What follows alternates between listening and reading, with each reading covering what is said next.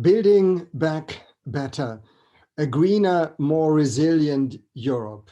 I want to thank the Alma Mater Europaea to host this important panel, and I would like to thank Dr. Daya Pitziger and Dr. Lennart Skoff for convening this panel, and also thank my co-presenters on this panel.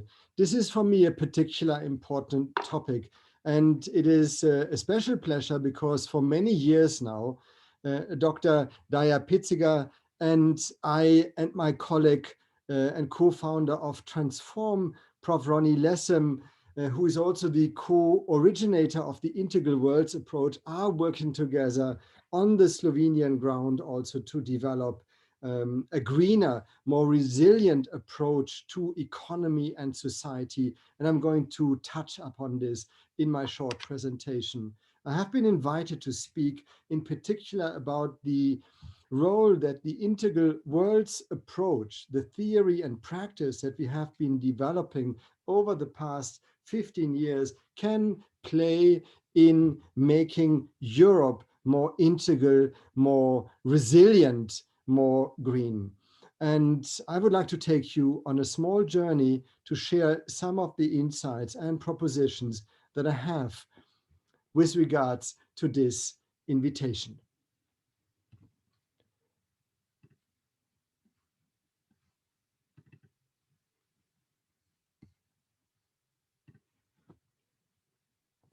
So the question is, integral Europe. How can the integral worlds theory and practice contribute to the building of a greener and more resilient Europe? We define the integral worlds approach as a regenerative way to live, engage with, and serve the world. It is an integral, dynamic, transformative approach that allows us to engage with addressing the burning issues in the world, in different cultures and societies, locally contextualized in a way that more holistic, more regenerative, more integral solutions are developed. Because this is the call of our time. We need to address the burning issues that we are facing with enormous dimensions in our societies around the world, and surely also in Europe. How do we work towards it, and what could the integral worlds approach bring to this topic? This is indeed, as I would say, an opportunity and an urgency. We are witnessing the fragmentation of our world, despite actually the call, as we could see in COVID, to grow further together as a global community, and multiple, if not myriad, efforts of civic society around the world to do so. We also witness a world that is breaking more and more into parts where existing systems, be it in politics, in economics, in education, in science, don't work anymore, don't offer a coherent, regenerative approach to living together on this planet. And we are called to look and work on higher levels of co-creation and integration. And this is exactly what the integral worlds approach does. And it is a theory and practice that has been developed over the last 20 years, very much based on cutting-edge regenerative practice that we witnessed, studied, and co-created with around the world. Ronnie Lessem, my friend and colleague, we began in co-creating this approach, but from the very beginning, it was a collective endeavor where we identified, worked with, surfaced the most relevant practice and theory that points towards more holistic approaches to building society, to building organizations, to building self in society, and also to envisioning the world in a more holistic manner.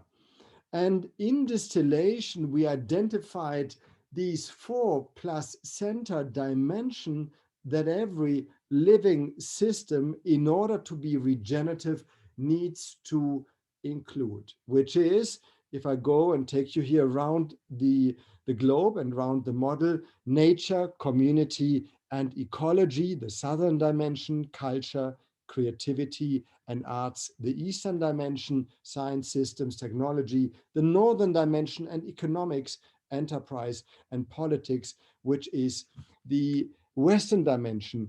And in the center, you see a heart, because all these dimensions in a living systems also have to be held together in a coherent manner by a core, by a center, by a cohesive value core that is making the relevant bridges between all of these dimensions. And you can see these dimensions outplaying in every society. There's an environmental, natural, a cultural sector, a scientific, educational sector, and an economic, political sector in every society. But also there is a central moral core that either holds a society together or it doesn't. And on an individual level, we can also see these dimensions as we are constituted of the dimensions of being, becoming, knowing, and doing, or if you so want, of body and mind, of spirit, and of an active part. All of these dimensions form part of an individual human.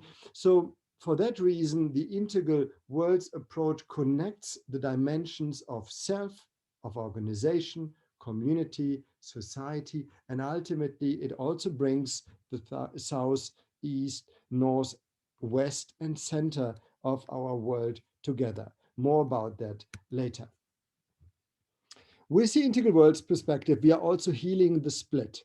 Which split? The split that economics and enterprise, in particular, together with technology, are kind of the driving factors of society, while we kind of have fallen short of including the natural community perspective and our cultural creative perspective. And we did it to our detriment, because we have an overemphasis on the economic agenda of seeing humans also purely as economic beings, as consumers, and an overbelief in that technology is the only way to find solutions for a more regenerative future, while we have now facing dramatic consequences on the nature and community level, as our ecosystems are falling apart, as communities are losing their social cohesion, and as culture as a resource has become forgotten and is not serving us anymore as the creative and meaning providing spring of society. This is something that we are integrating through the integral worlds perspective. This split is vital to be healed in order to create holistic regenerative solutions. If we look briefly at the SDGs, they very interesting enough have a lot of emphasis on, in integral model sense, on the Western dimension and on the Southern. Many of the 17 goals can be located there. Some can be placed in the Northern dimension about reframing knowledge, but certainly not a very strong emphasis. And hardly any of the 17 goals or sub-goals is addressing the issue of culture, of creativity, of consciousness. And this is a dimension that we feel we need to face in order to regenerate our global systems, because this is the source of creativity that we need to, and meaning providing, that we need to activate. So this is a brief reminder of where we need to emphasize work. Let's look into Europe. Now, Europe is now in a new phase. We have a new European Commission since 2019, and there is there are certainly inclinations that Europe is trying to actually rise to the occasion. And in 2019, Ursula von der Leyen, the then, at that time, president-elect, formulated a new strategy for the European Union, a union that strives for more. And one sentence in particular stuck out, which I would like to highlight. Europe is a unique aspiration. It is an aspiration of living in a natural and healthy continent, of living in a society where you can be who you are, live where you like, love who you want, and aim as high as you want. It is an aspiration of a world full of new technologies and age-old values, of a Europe that takes a global lead on the major challenges of our times. To match this aspiration, von der Leyen emphasized with action, we must rediscover our unity and inner strengths. This is at stake. And I translated this statement into an integral perspective. First of all, let's look into the political guidelines that were articulated that focus on the 6 headline ambitions for Europe, which is the European Green Deal, an economy that works for people, a Europe fit for the digital age, promoting our European way of life, a stronger Europe in the world, and a new push for European democracy. So this is the ambition, the aspiration for Europe, and integrally it would cover the integral map actually very beautifully if we bring it to full life. We have in the center the call of rediscovering our unity and inner strengths, unity as a central value of the European Union founded in post-war Europe. This is a vital central value. In the South, but not limited to the South, is the European Green Deal. It has strong northern policy and Western action dimensions in it, but it emphasizes the living in a natural and healthy continent. That's why I placed it here in the South. In the East, it's about promoting the European way of life, living in a society where you can be who you are. You know, it's really bring out the inner potential. The North is about a Europe fit for the digital age, and the West about an economy that works for people. And we will later learn how that is expressed, for example, we see potent example in Slovenia, and a new push for European democracy, as the West is also the dimension of politics. So as a whole, Europe has the aspiration to engage stronger in the world and to play a role, a meaningful role in shaping a regenerative future for the planet.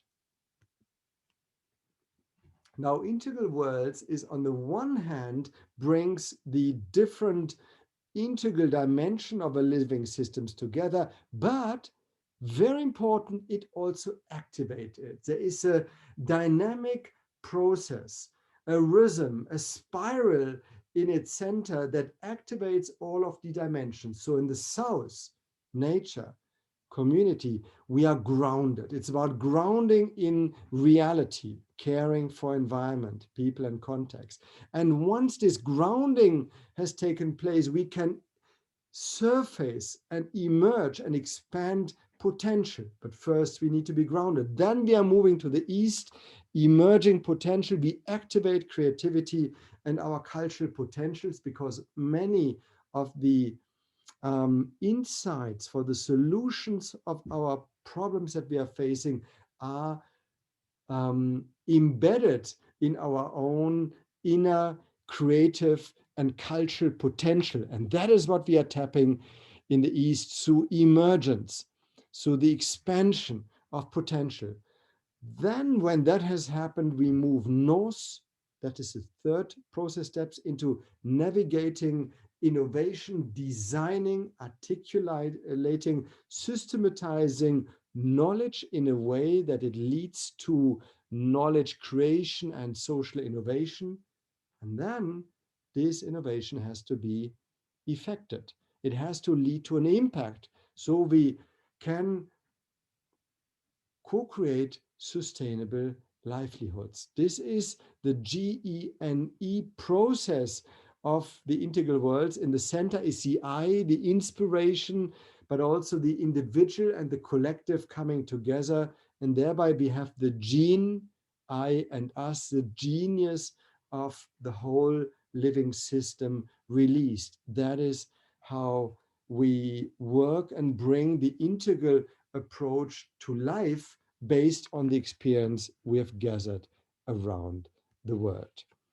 And this global knowledge over the last 15 years has been expressed, and here are some examples in two book series with Routledge, one of the leading applied research publishers on the planet, one which is called the Transformation and Innovation book series, and you see here books like Integral Development, Integral Economics, Transformation Management, and these books are not only reflections of the research work that transform the inner community of Transform, Ronnie Lessem and myself and a few others have done, but the larger community of agents of transformation that worked with us. And you can see these titles also representing many cultures of the world. So you see here Integral Ubuntu Leadership from Africa. You see Islam and sustainable development, because we work also a lot in the Middle East and with examples in the Middle East. Others are here from Japan, from America, many from Europe. And so we have covered with this the world, but then there is also a particular book series that has come up focusing on new societal models. And here our work with Slovenia has been particularly important in our book on integral green Slovenia. So how then can integral worlds make a contribution to integral Europe? There are many ways of looking into this question. I would to highlight, based on what I've said right now in the last 10 minutes, on 3 dimensions. It is about dimension 1, the center, the core. We are working inside out. The significance also of the European culture and cultures. We're working with the whole, a holistic, integral perspective of Europe. And it's about an ongoing process, enabling processes that can lead to an integral, green, resilient Europe.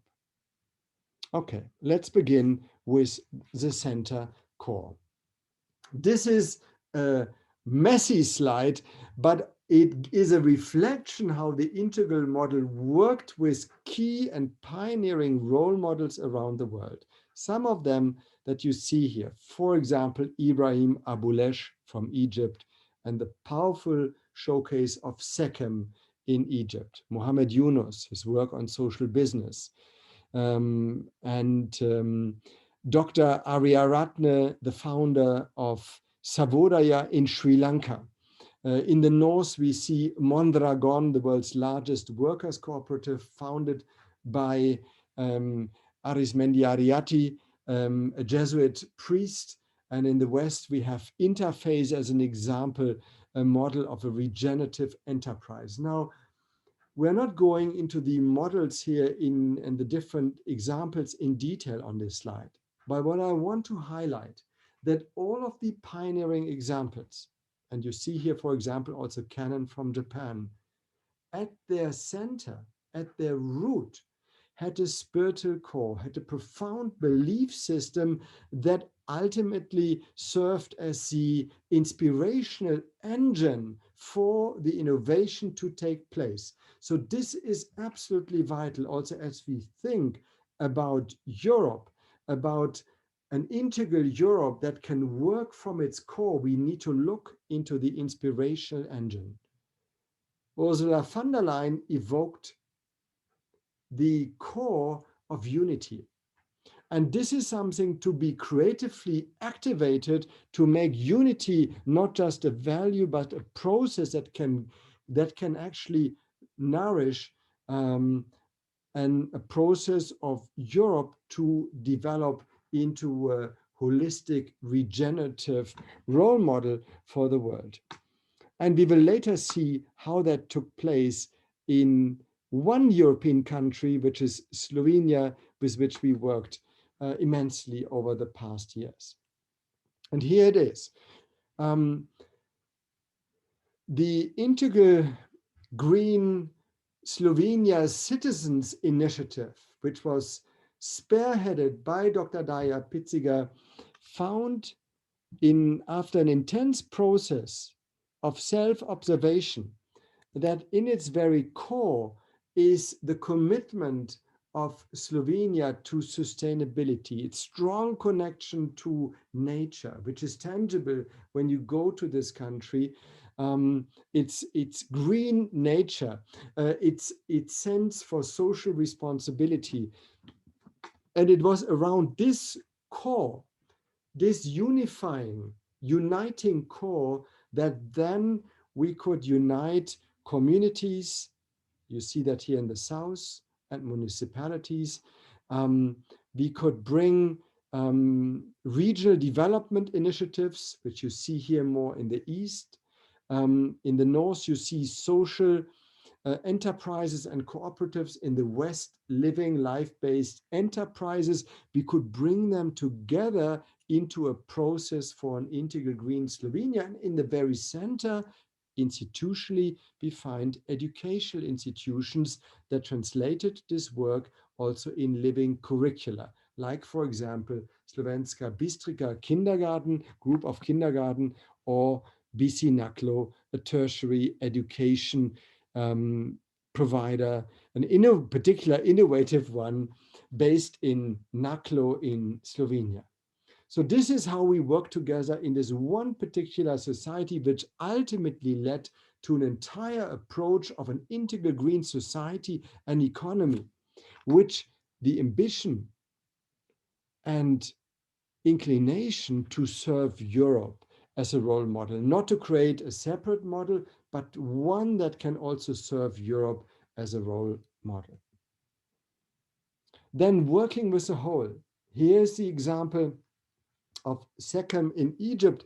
And I bring this Egyptian case not only because we are working with it now for over 12 years, but because Sekem has become an icon for a sustainable enterprise, for regenerative business in the world. It has won the Right Livelihood Award, which is the alternative Nobel Prize, the Business for Peace Award.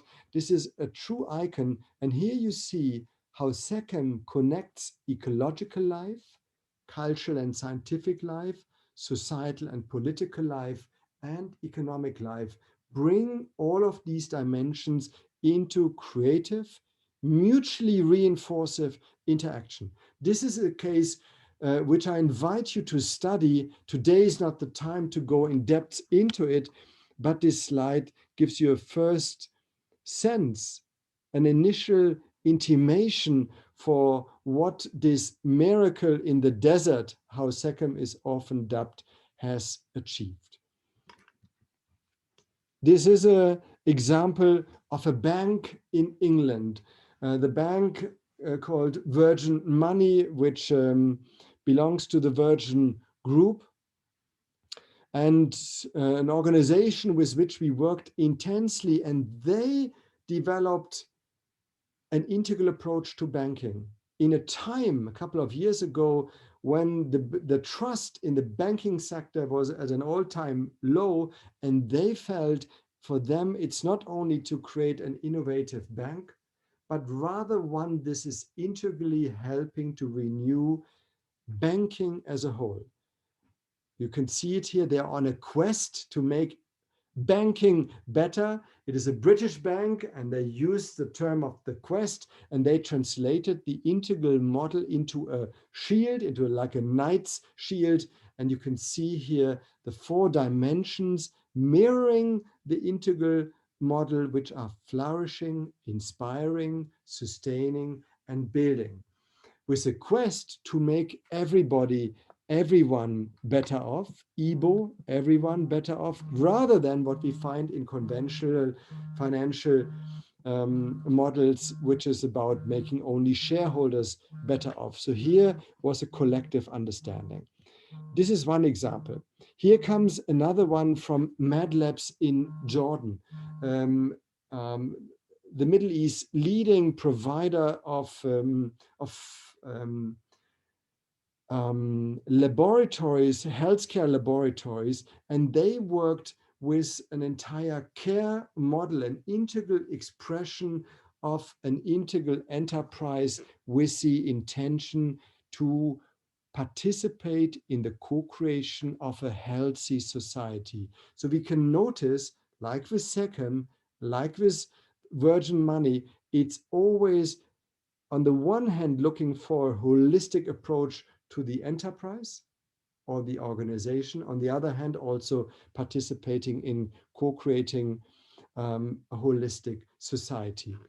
This is another fascinating organizational model built around the dimensions of care, which stands here for community, mobilization, for A, awakening of an integral consciousness, R is about research and innovation, and E is about embodiment of sustainable development, and that together makes care, and care, of course, is at the heart of health care, in which is the business of this organization. And out of that, a whole new approach to business in the Middle East had been created, driven by the inner belief that caring for self, the other, and for society is at the heart of business. And then the last point I wanted to make, the contribution of integral worlds to process. And here, together also with Dr. Daya Pitziger, we developed an understanding of how ESD, education for sustainable development, as a process component can be developed in an integral way. So we have an educational system that drives an agenda for an integral Europe. And if you look here, how we translated the agenda of Europe's education for sustainable development, well, it goes well beyond Europe, but the European Union has adopted this approach.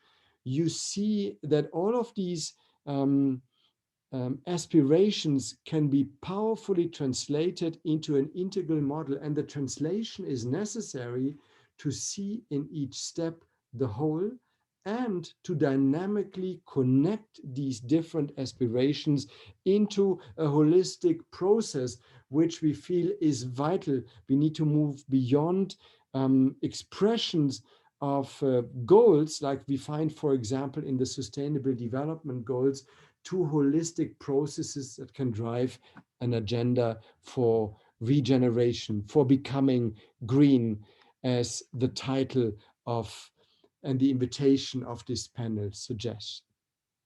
And this brings us back to Integral Green Slovenia as a true contribution, as a model, but also as a process to the aspiration of building back better, a contribution for a greener, more resilient Europe. And with this, I would like to conclude my short contribution to this panel, and I want to link education for sustainable development back to the name of an alma mater, which is the original connotation, aspiration of the university, the nourishing mother, alma mater. We need to create education that nourishes us, that nourishes also our ecosystems and the planet, and that is the way how we can build back better in an integral, greener way. And it is in this spirit that I stay in this conversation, and that we are working together with Integral Green Slovenia's Citizens Initiative and with many, many other similar initiatives around the globe. I'm much looking forward to enter now the conversation and to be available in this panel and beyond this panels for any questions that you may have. Thank you.